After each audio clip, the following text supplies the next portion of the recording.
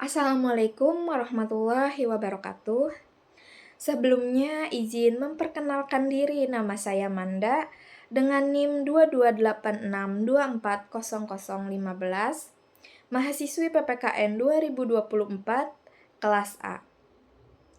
Pada kesempatan video kali ini saya akan menjelaskan hasil proyek yang berjudul Analisis Konflik Palestina-Israel dalam Perspektif Hukum Internasional untuk memenuhi ujian akhir semester mata kuliah Hukum Internasional yang diampu oleh Bapak Febrian Alwan Bahrudin MPD. Baik, langsung saja pada bab pertama, yaitu pendahuluan. Jadi, konflik Palestina-Israel merupakan konflik yang berkepanjangan dan berakar pada perebutan wilayah serta kedaulatan. Dalam konflik ini juga telah menimbulkan berbagai pelanggaran hak asasi manusia dan hukum humaniter internasional, seperti penggunaan kekuatan militer berlebihan, blokade, dan pengusiran paksa warga sipil. Penelitian ini juga mencakup 3 identifikasi masalah. Yang pertama ada penerapan standar ganda dalam hukum internasional pada konflik Palestina-Israel. Yang kedua ada disfungsi mekanisme hukum internasional dalam konflik Palestina-Israel. Dan yang ketiga ada kegagalan hukum internasional dalam penerapan prinsip kedaulatan negara pada konflik Palestina-Israel. Selanjutnya ada rumusan masalah. Yang pertama ada bagaimana penerapan standar ganda pada konflik yang dialami Palestina-Israel dengan negara lain.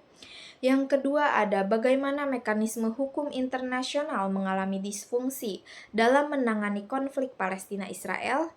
Dan yang terakhir ada bagaimana kegagalan hukum internasional menjadi prinsip kedaulatan negara pada konflik Palestina-Israel.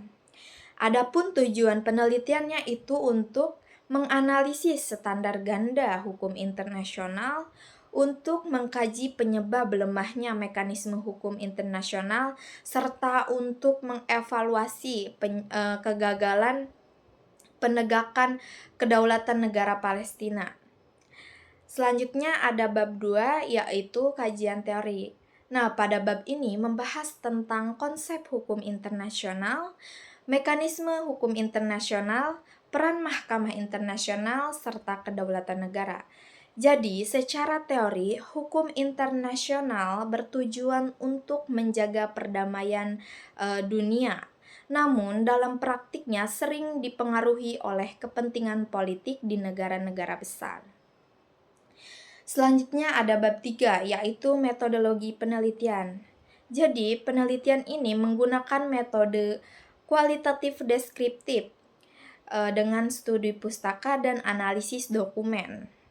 Data yang diperolehnya itu dari jurnal ilmiah, buku, dan lain-lain. Kemudian ada bab 4, yaitu pembahasan.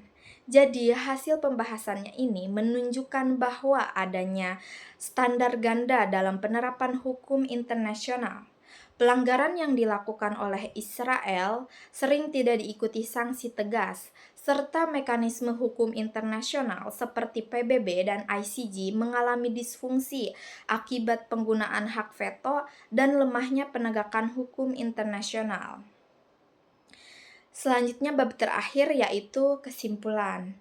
Nah, pada penelitian ini dapat disimpulkan bahwa konflik Palestina-Israel dalam hukum internasional itu belum diterapkan secara adil dan konsisten.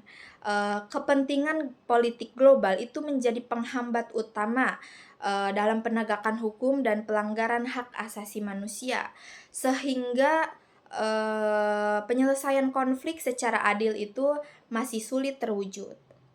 Mungkin hanya ini yang dapat saya jelaskan, kurang lebihnya mohon maaf.